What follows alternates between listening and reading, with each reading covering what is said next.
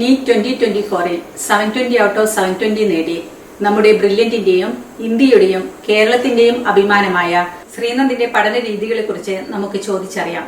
Hi Sreenand. ഞാൻ കോട്ടയത്തായിരുന്നപ്പോൾ ഒരു 6 to 7 hours daily പഠിക്കുമായിരുന്നു ക്ലാസ്സിൻ്റെ പുറമെ. അവിടെ ഹോസ്റ്റലിലായിരുന്നു ഞാൻ നിന്നത്, കെ സ്കൂളിൽ. അപ്പോൾ രാവിലെ 8 മണിക്ക് ക്ലാസ്സസ് തുടങ്ങിയിട്ട് 4 വരെ ഉണ്ടാകുമായിരുന്നു. അത് കഴിഞ്ഞിട്ട് 4 തൊട്ട് 6 മണി വരെ കുളിക്കുകയും കളിക്കുകയൊക്കെ ചെയ്തിട്ട് 6 മണി തൊട്ട് 7 മണി വരെ പഠിക്കാനിരിക്കുമായിരുന്നു. അത് കഴിഞ്ഞിട്ട് 7 മണിക്ക് ഡിന്നർ കഴിച്ച് വീണ്ടും തിരിച്ചു വന്നിട്ട് രാത്രി ഒരു 12-12:30 വരെ ഇരുന്ന് പഠിക്കുമായിരുന്നു.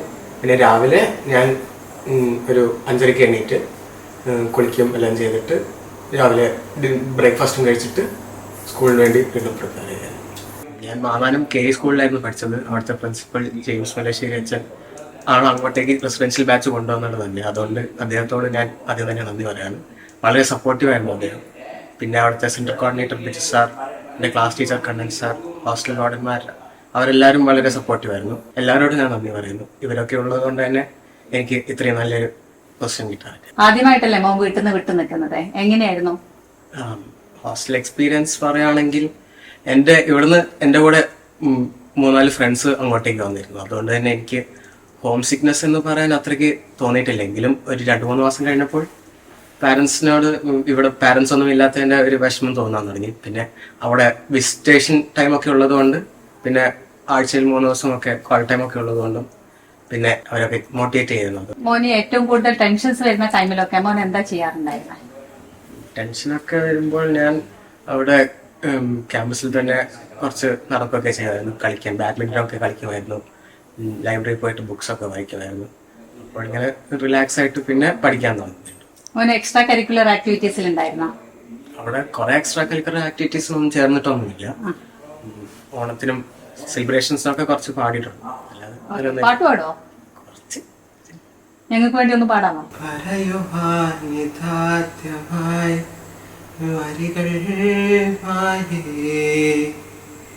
മിഴികളിൽ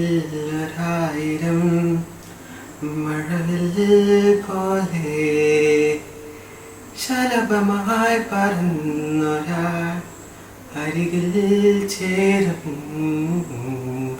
പതിയെ ഞാൻ തൊടുന്നതും അവളോ മായും തീരാതെ ഉള്ളിനിടമഞ്ഞിൻ ചൂടേ പൂവാതെ നിന്റെ ചിറകിനി തേവലും തൂവലേ നീയും ഞാനും പണ്ടേ പണ്ടേ തൂവും വണ്ടും തേൻകണങ്ങൾ ഇളങ്ങും നേരം പിന്നെയും. ആരൊക്കെയാണ് ഈ വിജയത്തിലേക്ക് നയിക്കാൻ മോനി ഇൻസ്പയറിംഗ് ആയിട്ട്?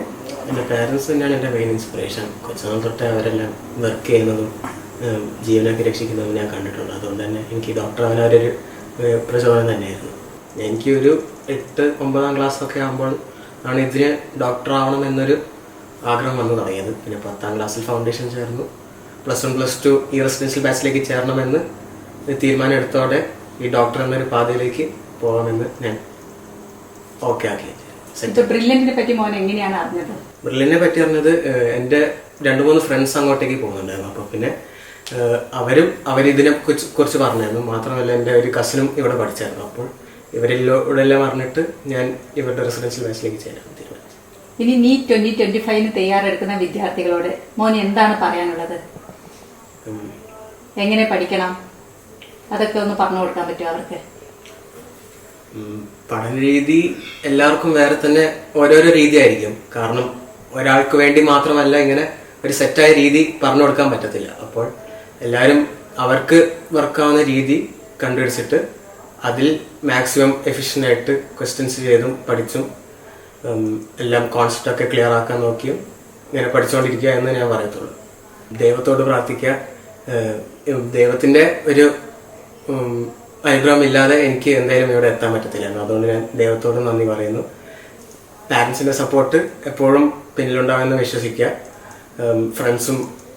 ഫ്രണ്ട്സിൻ്റെ കൂടെ പഠിച്ചും കളിച്ചും ഇങ്ങനെ ഇതെല്ലാം കൊണ്ടുപോയിട്ട് തന്നെ നീറ്റ് എക്സാമിന് നല്ല വിജയം കൈവരിക്കാൻ പറ്റുമെന്ന വിശ്വാസത്തോടെ മുന്നോട്ടേക്ക് പോകുന്നത്. നീറ്റിന് പ്രിപ്പയർ ചെയ്യാൻ വേണ്ടി മെയിൻ ഫോക്കസ് NCERT തന്നെയാണ്. അതിൻ്റെ കൂടെ ബ്രില്യൻറ്റിൻ്റെ സ്റ്റഡി മെറ്റീരിയലും ഉപയോഗിച്ചുകൊണ്ട് ഞാൻ ക്വസ്റ്റ്യൻസ് ചെയ്യുമായിരുന്നു. അതിനോടൊപ്പം എക്സ്ട്രാ ക്വസ്റ്റ്യൻസിന് വേണ്ടിയിട്ട് സെൻഗേജിൻ്റെ A to Z സീരീസും MTGയുടെ ബുക്സൊക്കെ ഞാൻ ഉപയോഗിക്കുമായിരുന്നു. ബ്രില്യൻറ്റിൻ്റെ ഫാക്കൽറ്റിയും എക്സ്ട്രീംലി ഹെൽപ്ഫുൾ ആയിരുന്നു. അവിടുത്തെ സെൻട്രൽ കോർഡിനേറ്ററായ ബിജു സാർ, ക്ലാസ് ടീച്ചറായ കണ്ണൻ സാർ, ഡയറക്ടർമാർ എല്ലാവരും മോട്ടിവേറ്റ് ചെയ്യുമായിരുന്നു. എക്സാംസ് ഒക്കെ കഴിഞ്ഞിട്ട് ഡയറക്ടർമാരൊക്കെ വന്നിട്ട് മോട്ടിവേഷൻ ഒക്കെ തരുമായിരുന്നു. അവസാന മാസങ്ങളൊക്കെ ആയപ്പോൾ സെബാസ്റ്റ്യൻ സാർ ഓരോ ആഴ്ചയിലും മോഡൽ എക്സാം കഴിഞ്ഞിട്ട് പ്രൈസ് ഡിസ്ട്രിബ്യൂഷനായിട്ട് വേണ്ടി അങ്ങോട്ടേക്ക് വരുമായിരുന്നു. അപ്പോൾ വളരെ സൂതിങ്ങായിട്ട് അദ്ദേഹം ടോക്ക് ചെയ്തിട്ട് നമ്മൾ മോട്ടിവേറ്റ് ചെയ്യുമായിരുന്നു. ജോർജ് സാറും അങ്ങോട്ടേക്ക് കുറേ വരുന്നുണ്ടായിരുന്നു. അദ്ദേഹം നല്ല രീതിയിൽ തന്നെ മോട്ടിവേറ്റ് ചെയ്യുന്നുണ്ടായിരുന്നു. കണ്ണൻ സാർ എല്ലാ എക്സാമും കഴിഞ്ഞിട്ട് സ്റ്റുഡൻസിനെ എല്ലാം വിളിച്ചിട്ട് എക്സാമൊക്കെ എങ്ങനെയുണ്ടായിരുന്നു, ഇനി എങ്ങനെയാണ് ഇമ്പ്രൂവ് ചെയ്യേണ്ടതെന്നൊക്കെ പറഞ്ഞു തരുമായിരുന്നു. ബിജു സാറും എല്ലാവരും വളരെ സപ്പോർട്ടീവായിട്ട് തന്നെയായിരുന്നു എന്നോട് ബിഹേവ് ചെയ്തിരുന്നത്. എല്ലാ സ്റ്റുഡൻസും ആ ഒരു ഒപ്പീനിയൻ തന്നെയാണെന്ന് എൻ്റെ വിശ്വാസം. റെസിഡൻഷ്യൽ ബാച്ചിൽ തന്നെ ചേർന്നത് എൻ്റെ ഫ്രണ്ട്സ് കാരണമാണ്. അവരെല്ലാവരും കാരണം ഇങ്ങോട്ടേക്ക് ചേർന്നത് ഒരു ഭാഗ്യമായിട്ട് തന്നെ ഞാൻ കണക്കാക്കും. ബ്രില്യൻ്റെ ക്യാഷ് പ്രൈസ് ഒക്കെ വളരെ വലിയൊരു മോട്ടിവേഷൻ ആയിരുന്നു. കാരണം എക്സാംസ് ഒക്കെ കഴിഞ്ഞിട്ട് ആൾക്കാരൊക്കെ ഫസ്റ്റ് വരുമ്പോൾ ഈ ക്യാഷ് പ്രൈസ് ഒക്കെ കിട്ടുന്നത് ഒരു ടോക്കണായിട്ട് തന്നെ കാണുമായിരുന്നു. ഇവരൊക്കെ ഫസ്റ്റ് വരുന്നതിൻ്റെ ഒരു എന്താ പറയുക, ഒരു അച്ചീവ്മെൻറ്റ് പോലെ തന്നെ അത് ഇങ്ങോട്ടേക്ക് കിട്ടുന്നതുകൊണ്ട് അങ്ങോട്ടേക്ക് കയറി പോകാൻ എനിക്കൊരു ഇൻസ്പിറേഷനായിട്ട് ക്യാഷ് പ്രൈസ് ഒക്കെ വർക്ക് ചെയ്തു. പിന്നെ പിന്നീടൊക്കെ ആകുമ്പോൾ ഗോൾഡ് മെഡലൊക്കെ ആയിട്ട് അത് വീണ്ടും ഇങ്ങനെ ഒരു ഇൻസ്പിറേഷനായിട്ട് തന്നെ വർക്ക് ചെയ്തുകൊണ്ട് തന്നെ എനിക്ക് അത്യാവശ്യം നല്ല റാങ്കൊക്കെ മോഡൽ എക്സാംസിനൊക്കെ കിട്ടിയിട്ടുണ്ടായിരുന്നു. അതുകൊണ്ട് തന്നെ അതൊക്കെ അതിനുവേണ്ടി ഇങ്ങനെ വർക്ക് ചെയ്ത് പോയതുകൊണ്ട്, ക്വസ്റ്റ്യൻസ് ഒക്കെ ഇങ്ങനെ ചെയ്ത് പോയതുകൊണ്ട് എനിക്ക് നീറ്റിന് ഫസ്റ്റ് റാങ്ക് കിട്ടാൻ പറ്റി. മെയിൻ ആയിട്ട് നമുക്ക് നീറ്റിന് വേണ്ടത് NCERT ക്ലിയർ ആക്കുക. NCERTയുടെ കോൺസെപ്റ്റ്സ് എല്ലാം ക്ലിയർ ആക്കി മനസ്സിൽ സ്റ്റോർ ചെയ്ത് വെക്കുക എന്നതാണ് മെയിൻ പോയിന്റ്. പിന്നെ എക്സ്ട്രാ ക്വസ്റ്റ്യൻസ് ഒക്കെ വേണമെങ്കിൽ ചെയ്യാം, പക്ഷെ ഔട്ട് ഓഫ് സിലബസ് പോവാതിരിക്കുന്നതാണ് ഏറ്റവും നല്ലത്. കാരണം നീറ്റിന് അങ്ങനത്തെ ക്വസ്റ്റ്യൻസ് വരുന്നത് വളരെ കുറവാണ്. എങ്കിലും കോൺസെപ്റ്റ് ക്ലിയർ ആക്കാൻ വേണ്ടിയിട്ട് എക്സ്ട്രാ ക്വസ്റ്റ്യൻസ് ചെയ്യുന്നതിലൊരു കുഴപ്പമില്ല. പക്ഷെ മെയിൻ ഫോക്കസ് എപ്പോഴും NCERT തന്നെയായിരിക്കണം. വളരെയധികം അഭിമാനകരമായ ഈ നേട്ടം കിട്ടിയ വർഷം തന്നെ എൻ്റെ വീട്ടിനടുത്ത് തന്നെ ബ്രില്യൻറ്റിൻ്റെ റിപ്പീറ്റർ സെൻറ്റർ തുടങ്ങിയിട്ടുണ്ട്.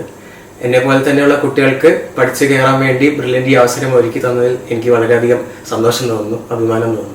നീറ്റ് UG എക്സാമിൽ കേരളത്തിൽ 700-ന് മുകളിൽ 194 പേർ കരസ്ഥമാക്കി. അതിൽ 172 പേരും കോട്ടയം പാലാ ബ്രില്യന്റിൽ നിന്നുള്ള വിദ്യാർത്ഥികളാണ്. All India city vice rank ലിസ്റ്റിൽ കോട്ടയം 3ാം സ്ഥാനവും കരസ്ഥമാക്കി. ഈ അഭിമാനകരമായ നേട്ടം കൈവരിക്കാൻ മോന്റെ വിജയം നിർണായകമായ പങ്കുവഹിച്ചിട്ടുണ്ട്. അതിൽ കേരളവും ബ്രില്യന്റ് ഫാമിലിയും വളരെയധികം അഭിമാനം കൊള്ളുന്നു. എൻട്രൻസ് സംബന്ധമായ വാർത്തകളും അപ്ഡേഷനുകളും ഏറ്റവും വേഗം ആധികാരികമായി അറിയാൻ ബ്രില്യന്റ് സ്റ്റഡി സെന്റർ പാല യൂട്യൂബ് ചാനൽ സബ്സ്ക്രൈബ് ചെയ്യുക. ബെൽ ഐക്കൺ അമർത്തുക. ഈ വീഡിയോ മറ്റു സുഹൃത്തുക്കളിലേക്കും ഷെയർ ചെയ്ത് നൽകുക.